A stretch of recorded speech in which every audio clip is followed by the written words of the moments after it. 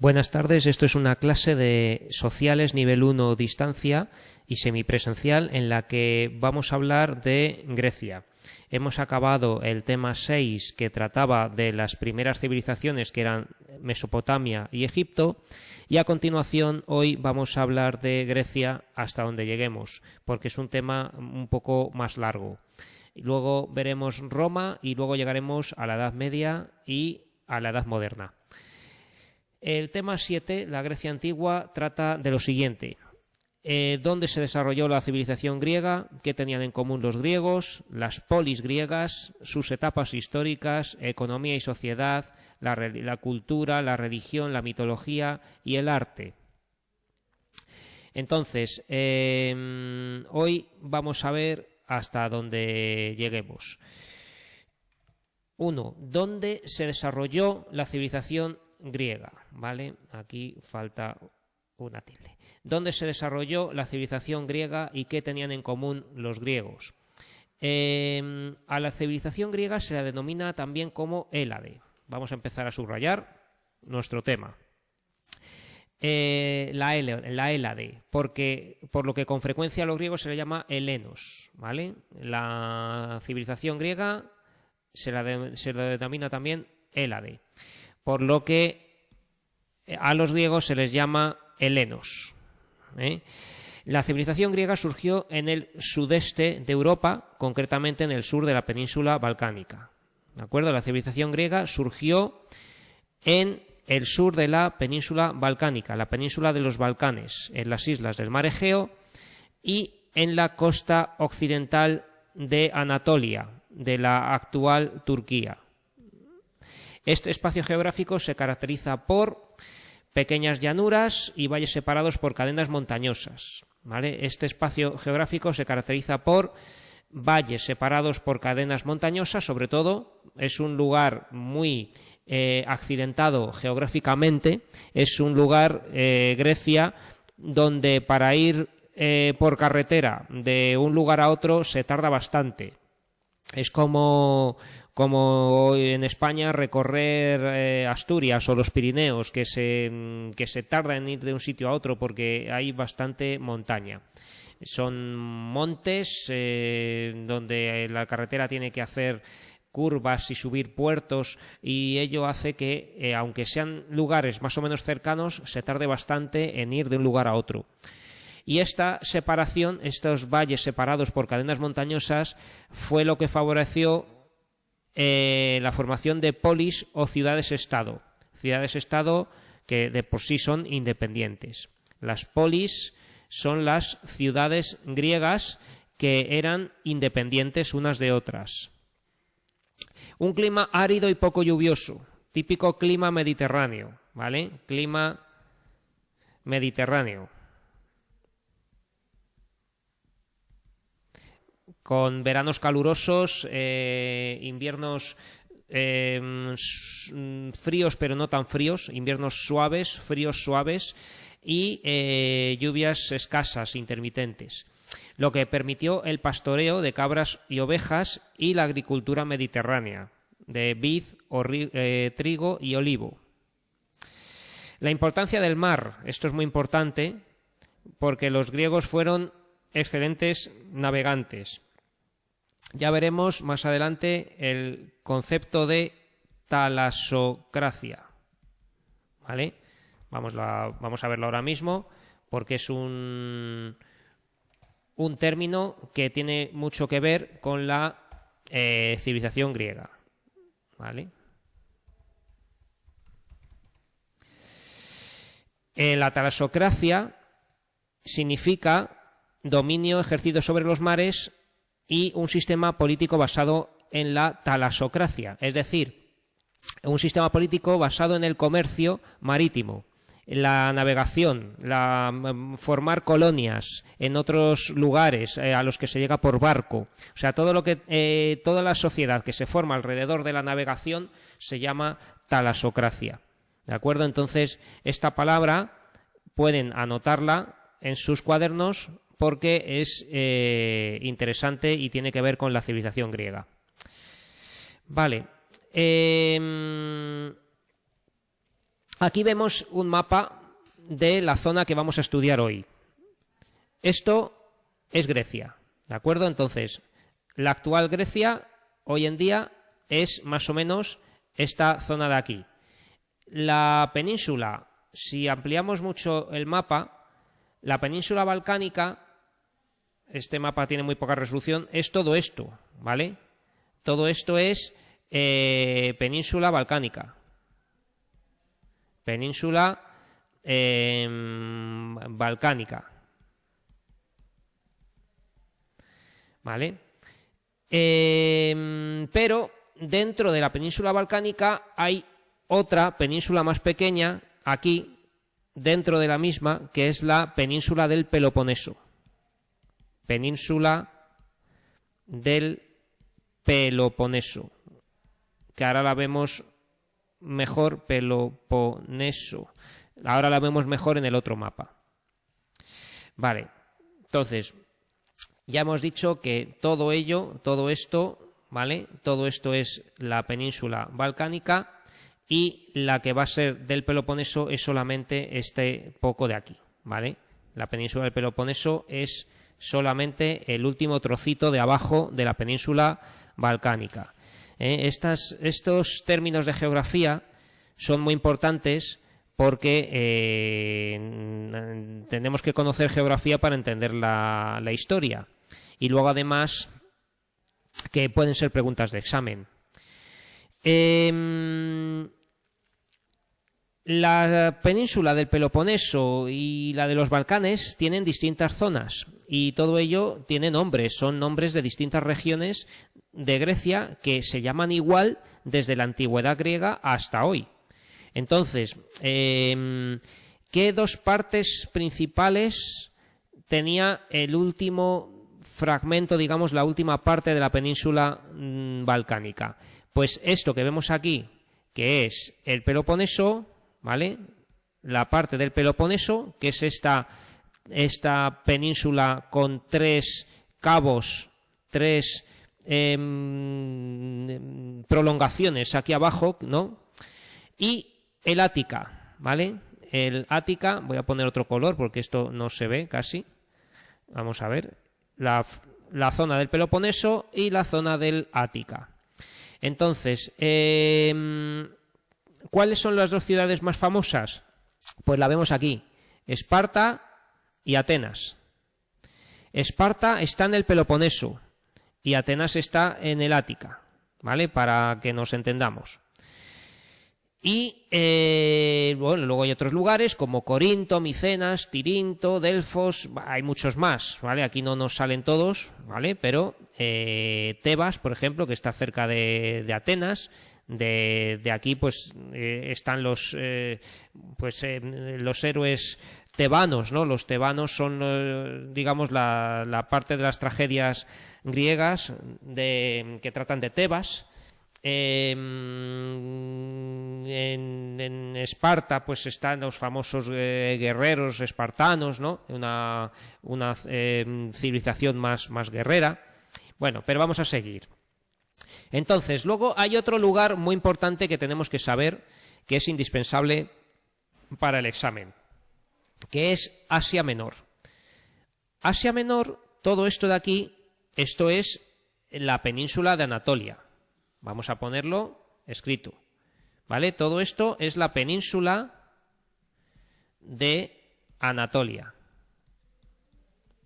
¿vale? Que es la actual Turquía, que es lo que nos han dicho en los apuntes un poco más arriba, ¿verdad? Cuando hemos dicho que los griegos estaban distribuidos por las islas del mar Egeo, la península balcánica y la actual Turquía.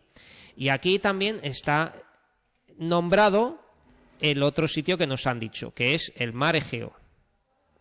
El mar Egeo es el mar que está entre la península balcánica y Asia Menor o la península de Anatolia, ¿vale?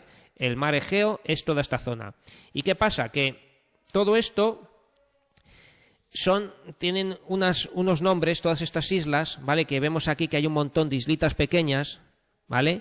Que se llaman las Islas Cícladas. ¿vale? Todo este conjunto de islas que hay por aquí en medio se llaman las islas Cícladas, no Cícladas, Cícladas, ¿de acuerdo? Y hay algunas muy, muy importantes, por ejemplo, aquí la isla de Lesbos, de donde era Safo, una poeta femenina que fue la primera lesbiana de la historia, por eso se llama el lesbianismo o la homosexualidad femenina como lesbianismo, porque venía de la isla de Lesbos. Entonces era una mujer que le dirigía poemas de amor a otra mujer. Safo, una poeta muy antigua. Aquí vemos Samos, de donde era Aristarco de Samos, ¿vale? Un científico. La isla de Rodas, donde estaba el Coloso de Rodas, una de las maravillas de la antigüedad, el Coloso de Rodas, ¿no? ¿Qué es el Coloso de Rodas? Vamos a buscar una imagen porque quizá ustedes no lo sepan, porque no se ha conservado, fue destruido, ¿no? Entonces, el Coloso de Rodas era supuestamente una imagen, o sea, una estatua gigantesca que era la entrada a la ciudad, al puerto de la ciudad, y los barcos pasaban por debajo. Era de bronce, era de metal, entonces costó muchísimo material construirla. Y claro, todo esto cuando fue destruido no quedó nada de aquello, porque todo ese valioso metal fue utilizado para otras cosas. Entonces, en una de las guerras, o quizá por que la propia estatua se cayó, el caso es que se perdió el Coloso de Rodas, ¿vale? Y aquí estaba esta famosa estatua. Bueno, y luego sobre todo también tenemos que hablar de Creta, de la isla de Creta, ¿vale? Cuya ciudad más importante y más famosa es Cnosos, ¿vale? La ciudad de Cnosos, que estaba en Creta, es una ciudad que vamos a nombrar a lo largo de este tema. No olvidemos Troya, ¿vale? La ciudad de Troya, que estaba aquí, ¿vale? La famosa ciudad de Troya, cuya princesa, digamos, Helena de Troya, fue raptada, aunque ella se dejó, digamos, por los príncipes, la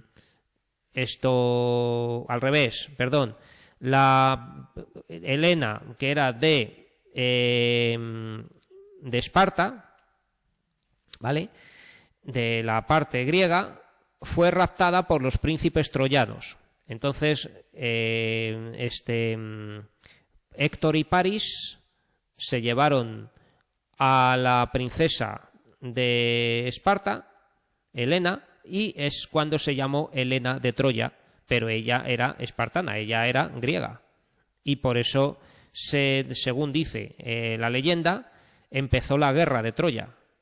La guerra en la que llegaron de Esparta, de Micenas, de una serie de ciudades griegas, un ejército formado por muchísimos griegos para conquistar, saquear Troya y recuperar a Helena, ¿no? Pero, bueno, la historia pues ya sabemos cómo fue. Vale. La civilización griega no se desarrolló como un gran imperio, sino políticamente dividida en ciudades-estado o polis.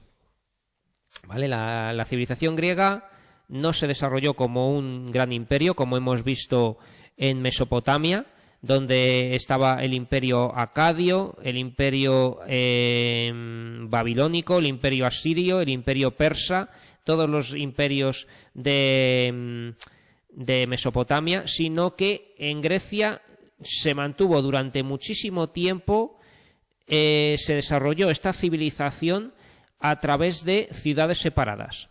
Eran ciudades políticamente independientes. La civilización griega se desarrolló dividida en ciudades-estado o polis, como Atenas, Esparta, Corinto, Tebas, etc. Las relaciones entre las polis no fueron siempre pacíficas. A veces establecían alianzas frente a un enemigo exterior común, como el imperio persa, pero otras veces luchaban entre ellas para buscar la superioridad dentro de Grecia. ¿De acuerdo? Entonces todo esto es importante porque a veces establecían alianzas frente a un enemigo exterior común, se ponían de acuerdo ciudades que se llevaban mal, pero tenían que ayudarse para luchar contra un enemigo mayor y más fuerte que todas ellas juntas, como los persas. Pero lo normal es que lucharan entre sí, entre ellas, para buscar la superioridad dentro de Grecia. Esto luego forma, aunque sean ciudades independientes, va a haber momentos en los que se van a formar ligas, o sea, alianzas entre varias ciudades contra otras alianzas entre varias ciudades. Van a ser independientes, pero unas van a, digamos, a pedir o a mandar sobre otras para una guerra por sus intereses. Pese a la existencia de ciudades independientes, los griegos tuvieron un sentimiento de unidad cultural. Esto es muy importante. Los griegos tuvieron un sentimiento de unidad cultural, ya que compartían muchas cosas. La misma lengua, que era el griego, a pesar de ser independientes y llevarse mal entre sí, todos hablaban griego, todos se entendían, todos tenían la misma lengua, con pequeñas diferencias, pero se entendían perfectamente. Tenían una cultura común. Tenían la misma religión, los mismos dioses y héroes, ¿vale? La misma religión y literatura, por así decir. Dioses y héroes en un conjunto de mitos y leyendas, la mitología griega. Toda la mitología griega era común de todas las ciudades. Todo el mundo sabía quién era Atenea, quién era Zeus, quién era y los héroes también, como Aquiles, como Héctor, como Perseo, etcétera. Todos esos héroes eran conocidos en todas las ciudades. También tenían la misma cultura, es decir, que tenían todos sus rasgos en común, de qué comían, de cómo se vestían, todos tenían la misma cultura, más o menos. Y esto contribuyó al desarrollo común de la literatura, la filosofía, el arte, etcétera. Y también compartían la historia, tenían una historia común porque todos habían participado más o menos en los eventos que habían venido sucediendo desde siglos antes. Todas esas ciudades están muy cerca, entonces la historia de unas y de otras está muy próxima.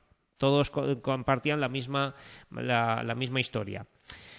Las sucesivas invasiones de aqueos, dorios, que a partir del segundo milenio se instalaron en la península balcánica y en las costas de Asia Menor, fueron el origen de los helenos. Esto sería un poco más largo de explicar. Las sucesivas invasiones, los aqueos, los dorios, y es que los griegos, como la mayoría de los pueblos de Europa, son indoeuropeos, ¿vale? Entonces vamos a ver que son el indoeuropeo, ¿vale? El indoeuropeo es una lengua, cultura que dio lugar a lenguas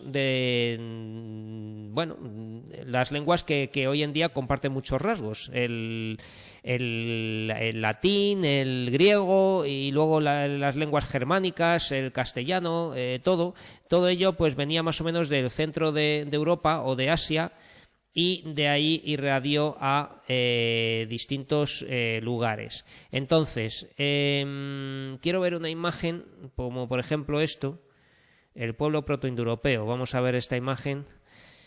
No se ve muy bien, pero bueno, el caso es que de lugares del centro de Europa, aquí nos sale la zona del Cáucaso, más o menos, un poco más al norte, como un foco del que irradian distintos pueblos y culturas. En realidad el indoeuropeo se llama indoeuropeo porque viene de un poco de la India, del norte de la India también. Entonces no se sabe exactamente desde dónde vinieron todos estos pueblos, pero en torno al año 3000 a.C., de un foco que podía estar más o menos al norte de la India o más hacia Europa, empezaron a migrar, a moverse una serie de pueblos que con los cientos de años que fueron pasando fueron instalándose en distintos lugares de Europa y de Asia. Entonces, como pueden ver, hay flechas que llegan aquí a Grecia, ¿no? Y aquí a Asia Menor, a Turquía, pero también a Italia, a Francia, etcétera, ¿no? Entonces, la expansión indoeuropea es un proceso muy largo de cientos de años o 2 o 3 miles de años en los que se instalan en distintos lugares de Europa y de Asia unos pueblos que tienen un origen común. Entonces, ¿qué pasa? Pues que van a tener todas estas lenguas una conexión, algo común, ¿vale? Las lenguas eslavas tienen que ver con las lenguas europeas, tienen que ver, ¿vale? Hay aquí algún mapa donde vamos a ver, por ejemplo, a ver, no se ve aquí ninguno, ¿vale? Pero bueno, el caso es que las lenguas que vienen del indoeuropeo tienen todas un origen común, y la lengua griega también, ¿vale? Entonces, no vamos a entrar más en el tema del indoeuropeo, pero que sepan que los aqueos y los dorios eran pueblos indoeuropeos que llegaron en distintos flujos a Grecia y con pequeñas diferencias de cultura. Por ejemplo, los aqueos van a ser griegos que todavía no tienen el hierro, están en la edad de bronce. Sin embargo, cuando llegan los dorios ya tienen armas de hierro. Hablan una lengua parecida, pero ellos ya están más avanzados, ¿no? Vienen después, entonces han aprendido otras cosas. Entonces van a invadir Grecia unos y otros pueblos que más o menos se van a fundir unos con otros, van a unirse, ¿vale? Bien, bueno, entonces las sucesivas invasiones que a partir del segundo milenio antes de Cristo se instalaron en la península balcánica y en las costas de Asia Menor fueron el origen de los helenos. Los helenos es una mezcla, una composición de pueblos distintos, pero todos ellos con raíces comunes, como hemos visto, porque todos venían de los indoeuropeos. En concreto, los griegos se sentían herederos de las culturas prehelénicas, ¿vale? Se sentían herederos de las culturas prehelénicas. ¿Qué significa esto? Entre las que destacaron la minoica o cretense y la micénica. Vale, entonces, volvemos al mapa. Y aquí tenemos a Creta, ¿vale? Tenemos este lugar que es muy importante, que es Creta. Esta isla es el origen más antiguo de la cultura, vamos a llamar, helénica o griega, la isla de Creta. ¿De acuerdo? Entonces, de aquí, de la isla de Creta, surge la cultura o civilización minoica. ¿Vale? Y luego, de aquí, de Micenas, vamos a poner ahora otros colores, ¿vale? Hemos dicho que aquí la cultura minoica de Creta, de la ciudad de Gnosos.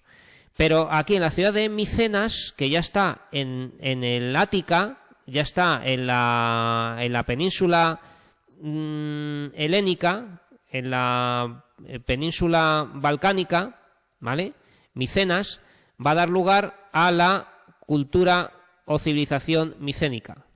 Cultura o civilización micénica, ¿vale? Una viene de Creta, ya veremos por qué se llama minoica, y luego va a venir la micénica, que viene de Micenas, de la ciudad de Micenas. ¿De acuerdo? Bueno, seguimos. Entonces, vemos aquí dos imágenes muy sugerentes y muy importantes.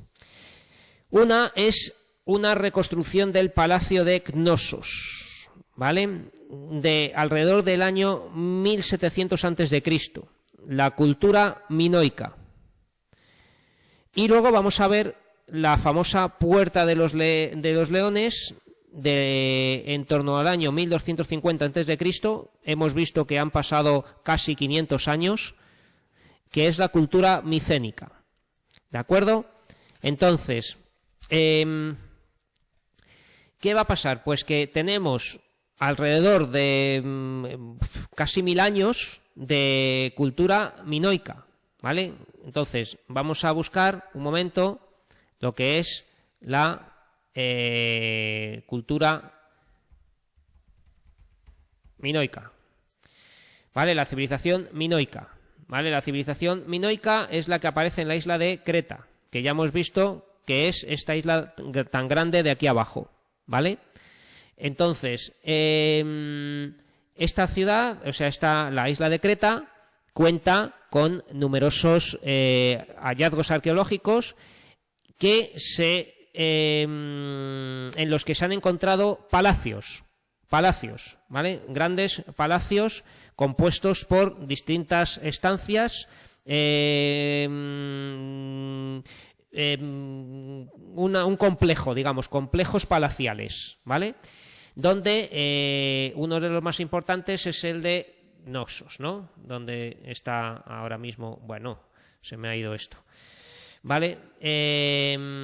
Perdón, que se ha hecho demasiado grande esto, pero bueno, el caso es que la isla de Creta, a lo largo de su orografía, cuenta con al menos 4 palacios grandes y famosos, importantes, ¿vale? Entonces tenemos, por ejemplo, aquí el Megaron, que es una sala, ¿no?, del Palacio de Knossos, donde se conservan frescos, pinturas en la pared al fresco. Es decir, que con el yeso fresco de la pared se pintaba, se quedaba, lo absorbía, digamos, ese yeso o estuco de la pared y se quedaba impreso para siempre, con vivos colores. O sea, esto, bueno, seguramente ha sido restaurado, sin duda, pero que debía ser así, ¿vale? Entonces, es una maravilla la cultura minoica, ¿vale? En el Palacio de Knossos. Hemos hablado del Palacio de Knossos. Y esta cultura se llamaba minoica. ¿Por qué? Pues porque había un rey que era el rey Minos, ¿vale? A ver si nos sale aquí, que era un antiguo rey semilegendario de la isla de Creta, de la que hemos hablado. Entonces, por el rey Minos se llama civilización minoica, ¿vale? Entonces, aquí tenemos mitos sobre el rey Minos, que es semilegendario, no hay apenas datos arqueológicos para poder demostrarlo, es más bien que aparece en la literatura, pero todo el mundo conoce el Minotauro, que era el famoso hombre toro que existía, que según las leyendas, que estaba en el laberinto de la isla de Creta, donde el rey Minos tenía esta bestia, este ser que devoraba jóvenes, devoraba gente, y había que darle en sacrificio a algún joven de la ciudad para apaciguarlo, para que no ocurrieran catástrofes. Y un héroe griego, que era Teseo, con ayuda de Ariadna, que era una chica que le dio la idea de entrar en el laberinto del Minotauro con un ovillo de cuerda, de un cordel o un hilo, para luego poder encontrar la salida. Gracias a Ariadna, Teseo entró en el laberinto sin perderse, encontró al Minotauro y lo mató, liberando así a la ciudad de esta criatura maléfica. Y con ello, pues, digamos, salva a la ciudad, ¿no? Entonces, esto es la historia del Minotauro, que viene de Minos, el toro de Minos, por así decir, Minotauro, ¿no? y en el laberinto de Creta fue donde entró Teseo para matar al Minotauro, ¿de acuerdo? Entonces, esta es la leyenda que tiene que ver con Knossos, con Creta y con todo esta civilización. Vale, entonces, después de la cultura minoica, que se organizaba en torno a los palacios, supongo que no sé si saldrá, por si sale alguno más. Lo que vamos a tener son bueno, hay bastantes datos sobre palacios de Knossos, pero también aquí están, el de Malia, el de Festo, ¿vale? Que había más palacios en esta zona. Se entiende que había un rey o una especie de rey y que se gobernaba con la posesión de la tierra, con agricultura sobre todo, ¿vale? Y luego el arte minoico es famoso sobre todo por estos frescos que estamos viendo, ¿vale? Aquí tenemos esta sala de los delfines, ¿no? Aquí un sarcófago, el famoso príncipe de los lirios de Knossos. Fíjense que parece un poquito egipcio, podía tener algún contacto con la civilización egipcia, porque son figuras medio de perfil, medio de frente, ¿no? Bueno, un grifo, esta criatura legendaria, ¿verdad? Con patas de león, pero con cabeza de águila. Aquí, bueno, pues eso, vemos estas figuras y estos maravillosos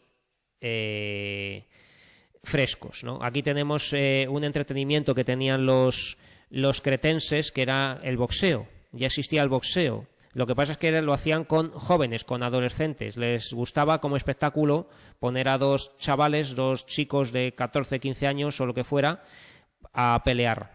¿Vale? Los púgiles eran estos boxeadores, ¿no? Que servían de entretenimiento, de escena, digamos, para, bueno, pues como un deporte, pero también como entretenimiento. Entonces eso, que es una cultura espectacular, ¿vale? La cultura minoica.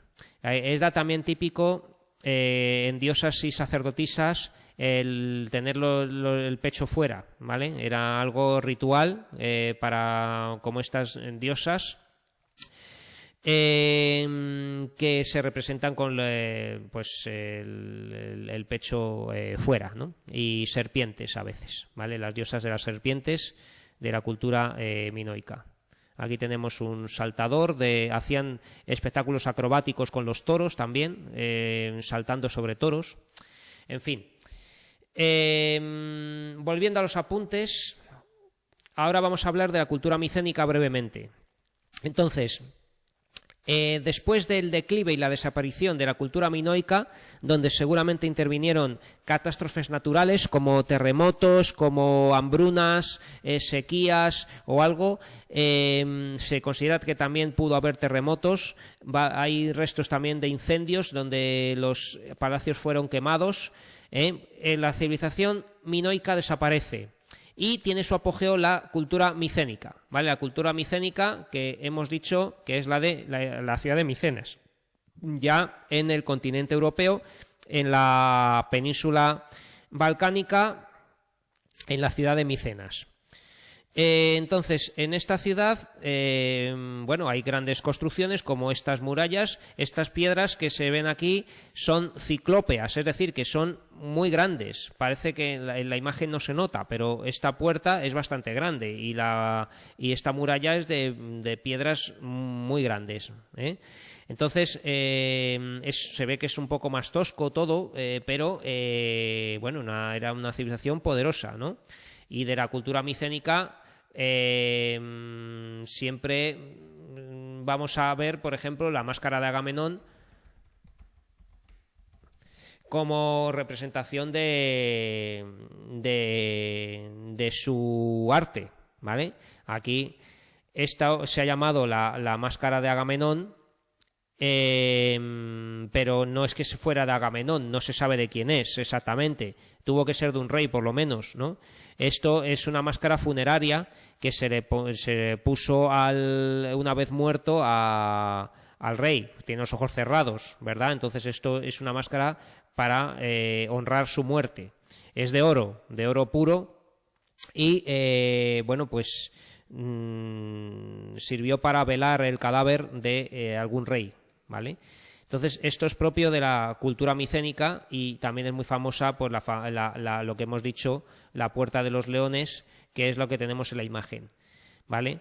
Aquí nos hablan de que también sufrió un declive y un final esta civilización micénica por un cambio climático que hubo, una gran sequía. Se quedaron sin alimento, no tenían la capacidad de conseguirlo de otra manera, y esta civilización micénica que abarcaba todo esto que vemos aquí,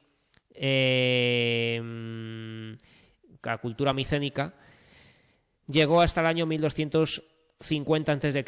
aproximadamente. Aparte de esas grandes hambrunas, sobre esos años, sobre los siglos XII y XI antes de Cristo, hubo una serie de referencias a unos invasores que vinieron un poco de todas partes a la vez, que no se sabía de dónde venían, que eran los pueblos del mar, ¿vale? Pueblos del mar, de esto, claro, no sabemos ahora mismo a qué nos referimos, pero sí que podemos hablar de que de muchos lugares a la vez surgieron invasiones, migraciones masivas de gente que iban de unos lugares a otros destruyéndolo todo, ¿no? Entonces, por un lado vinieron los dorios, aunque los dorios no son exactamente estos pueblos del mar, ¿no? Pero de muchos lugares a la vez vinieron grandes invasiones. Puede que tuvieran que ver con este cambio climático, donde al haber poca comida todo el mundo iba a invadir a otros, pero fue una época, unos 100 o 150 años de destrucción de muchísimas ciudades. Y en ello también cayó la civilización micénica. ¿De acuerdo? Bueno, pues ya volvemos a los apuntes. Las polis griegas. Entre los siglos 8 y 6 a.C., las poblaciones griegas de pastores y agricultores van a crear una civilización que tendrá como base organizativa la polis o ciudad-estado, ¿vale? Ya llegamos al primer milenio antes de Cristo, los siglos 8 a 6 antes de Cristo, es decir, de años 700 y pico a 500 y pico, ¿vale? Vamos a poner aquí para que nos enteremos como años 700, en torno al año 790 a el año 500 antes de Cristo, ¿vale? O sea que en torno a estos años las poblaciones griegas de pastores y agricultores van a crear una civilización que tendrá como base organizativa la polis o ciudad-estado. Ya es cuando se forman definitivamente las polis o ciudades-estado, que son pequeños territorios independientes que engloban la ciudad y los campos alrededor. No es exactamente solo la ciudad, sino que también tienen que tener campos alrededor. Cada polis tenía su propio gobierno, sus leyes, su ejército y su moneda. Eran países independientes. Solamente una ciudad, pero esa ciudad era un país. En un principio, la polis era una pequeña ciudad donde se concentraban las viviendas de los agricultores más ricos de la región junto con artesanos y comerciantes. Poco a poco se fue dotando de murallas para su defensa, ¿vale? En un principio la polis era una pequeña ciudad y poco a poco se fue dotando de murallas para su defensa, de ágora, que era la plaza pública central, ¿vale? El ágora. donde se desarrollaba la vida comercial y política de la polis. Donde se desarrollaba la vida comercial y política. De la Acrópolis. La Acrópolis, con tilde, Acrópolis, estaba en la zona más elevada de la ciudad y era donde se albergaban los templos de los dioses. La Acrópolis es un lugar sagrado, es donde estaban los templos. Entonces no confundan el ágora, que era algo político, algo público, con la Acrópolis, que era donde estaban los templos. Y los edificios para el ocio, que eran los estadios y teatros, que es lo que había en Grecia. Ya veremos que en Roma, cuando lleguemos a Roma, va a haber muchas más cosas. Vemos aquí una imagen de una típica ciudad griega, ¿no? Entonces, ¿qué vemos aquí? Pues que aquí abajo tenemos el ágora, ¿vale?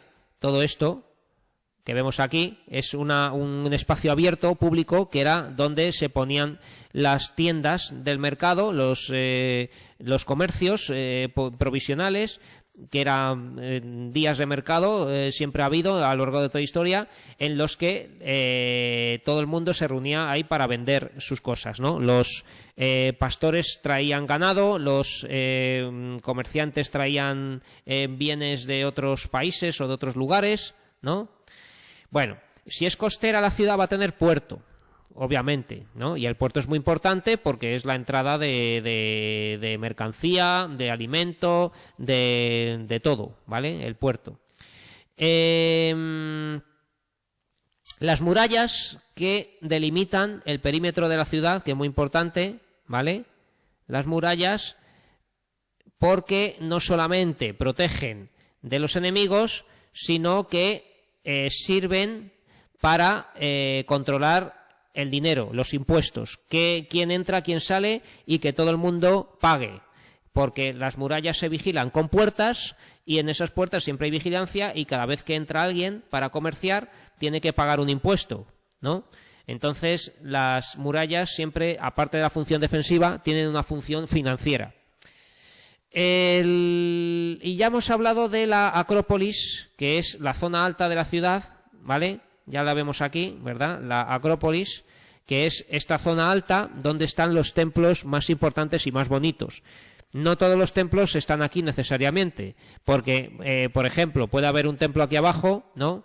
Aquí tenemos un Tolos, que es un templo circular, ¿vale? Tolos, con TH, ¿vale? Un Tolos es un templo circular, un templo por aquí de típico, ¿no? Que siempre son rectangulares. Y luego pues podemos tener un estadio y un teatro, ¿vale? Que son típicas cosas muy necesarias para los griegos. Un estadio es donde se hace deporte, donde se entrena. Era en principio para hombres. Los hombres entrenaban desnudos, y donde pues se celebraban competiciones, porque luego los griegos, todos ellos, a pesar de estar en guerra entre sí, todas las ciudades-estado, se reunían cada 4 años y celebraban lo que llamaban los Juegos Olímpicos, que se siguen celebrando hoy, desde entonces, ¿vale? Los Juegos Olímpicos eran reuniones de deportistas para competir de unas ciudades contra otras. Y luego el teatro, que también es muy antiguo y proviene de los griegos, donde celebraban, para honrar algunas fiestas religiosas, sobre todo del dios Dionisos, celebraban esas fiestas con obras de teatro. Actuaban actores y recordaban algún mito, alguna leyenda, alguna historia que era muy importante para ellos. Bueno, entonces, ¿qué etapas históricas tiene la antigua Grecia? Etapas históricas. Bueno, pues vamos a verlas. La primera es la que se llama época de la polis arcaica, ¿vale? De la ciudad antigua, de la polis arcaica, que hemos dicho que va de los siglos 8 al 6 a.C., ¿vale? Es el periodo en que los griegos consolidaron las polis y colonizaron las costas del Mediterráneo. Es lo que se acaba de mencionar. Periodo en el que los griegos consolidaron las polis y colonizaron las costas del Mediterráneo. Y esto es muy importante, ¿vale? Que es la época de las colonizaciones. Vamos a apuntarlo, muy importante, época de las colonizaciones. ¿Vale? Es la época de las colonizaciones, la época de la polis arcaica. Las polis arcaicas se organizaban como una oligarquía, un gobierno de unos pocos, ¿de acuerdo? Esto se organizaba como una oligarquía, el gobierno de unos pocos privilegiados o aristócratas. Unos aristócratas, una clase noble. La aristocracia es lo mismo que la nobleza, ¿vale? Debido al aumento de la población y la escasez de tierras, porque las tierras estaban todas en manos de la oligarquía, la mayoría de las tierras estaban en manos de la oligarquía, las polis colonizaron nuevas tierras por todo el Mediterráneo.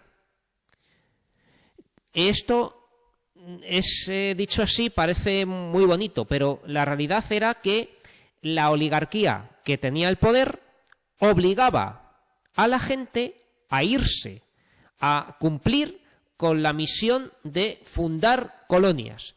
Es decir, que imagínense ustedes que viven en un país y no hay suficiente trabajo, no hay empleo, no les pueden pagar una pensión, no cobran el paro, por así decir, y lo que les dice el gobierno de ese país es que vayan ustedes a un lugar donde todavía no haya ninguna ciudad, o sea una ciudad muy pequeña, váyanse, por ejemplo, no sé, al norte de África, y con todo su equipaje, con materiales para construir una casa, y construyanse una casa allí y vivan allí. Y, de paso, que comercien con nosotros, a ver qué tienen allí interesante para que vengan ustedes aquí, a la metrópoli, con mercancías para comerciar. Y así era como se hizo la colonización, por obligación. O sea, a la gente la mandaban fuera. Decían, tenéis que ir o os tenemos que matar. O sea, tenéis que cumplir con vuestra misión de ciudadanos y fundar colonias, fundar nuevas ciudades, ¿vale? Colonizaron nuevas tierras por todo el Mediterráneo, lo que favoreció el desarrollo del comercio y de la artesanía, claro está. Vale, entonces, con esto surgieron ciudades griegas por todo el mar Mediterráneo, como Siracusa y Tarento, en Italia, en Sicilia, Masalia, que es Marsella, ¿vale? Emporion, península ibérica, ¿vale? Emporion es Ampurias. Emporion era una ciudad griega, ¿vale? Que está, vamos a verlo aquí. Emporion significa mercado, directamente, ¿vale? Entonces, sabían que allí tenían un gran mercado, ¿no? Masalia, hemos dicho Masalia, está aquí, que es Marsella. La actual Marsella era Masalia, de los griegos. Siracusa y Tarento, han dicho aquí. Bueno, tenemos Siracusa, aquí en Sicilia, ¿vale? Esta ciudad tan importante. Tarento, típica ciudad de griegos, ya en el tacón de la bota de Italia, ¿verdad? Tarento. Y sin duda Nápoles. Nápoles es una ciudad cuyo nombre es completamente griego porque significa Nea Polis, ¿vale? Ciudad nueva. Nea es nueva. Nea Polis, Nápoles, ¿vale? Entonces, esto era una ciudad griega. Pero los griegos fueron a multitud de sitios. Ya por toda Grecia ya fundaron alguna más. Pero llegaron pues en el Mar Negro, en el Helesponto, ¿no? En el Helesponto pues fueron fundando ciudades, Bizancio, Teodosia.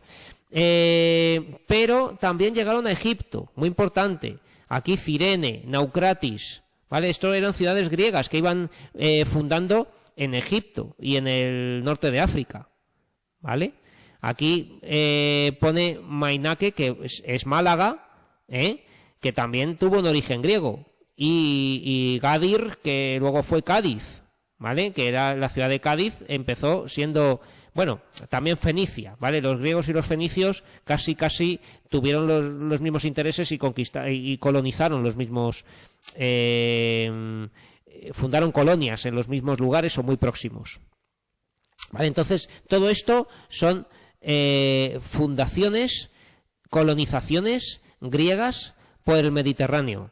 Fíjense cómo se propaga la cultura griega por toda esta cantidad de ciudades de donde sacaban de todo, de plata, cereales, algodón y lino, perfumes, vino, mármol, aceite, papiro de Naucratis, ¿verdad? Estaño, ¿vale? El estaño muy importante para hacer bronce, esclavos, madera, hierro, etcétera. Un momento. Vale, pues vemos entonces esta gran expansión de colonizaciones. Cada colonia tenía un vínculo con su metrópoli y tenían, digamos, que una cierta obligación con ellos de comerciar con ellos exclusivamente o de participar en sus decisiones. Vale, entonces hemos nombrado aquí Naucratis de Egipto y que estas nuevas ciudades también eran independientes, pero mantenían fuertes lazos con las polis de origen, la metrópoli, que es lo que acabo de decir. La metrópoli, digamos que tenía una importancia sobre otras ciudades, sobre estas colonias, sobre todo de tipo comercial, intercambiándose alimentos y materias primas por productos artesanales. ¿De acuerdo? Vamos a ponerlo también. Vale. Los grupos favorecidos por las nuevas actividades económicas exigieron participar en el gobierno, lo que provocó nuevas revueltas sociales que en muchas polis produjeran la aparición de la democracia. Claro, entonces esto es muy importante, que estos grupos favorecidos por las nuevas actividades económicas, porque se enriquecieron con el comercio, exigieron participar en el gobierno y no les dejaban, porque la oligarquía aristócrata, ¿vale? La aristocracia, la oligarquía, no quería que participaran los nuevos ricos, gente que se había hecho poderosa con todo este comercio, y ello provocó revueltas sociales, que produjeron la aparición de la democracia, ¿vale?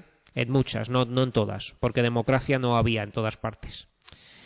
¿De acuerdo? Bueno, pues ya lo voy a dejar aquí para explicar el próximo día a partir de la época de la polis clásica, en donde veremos qué pasa con Atenas y Esparta.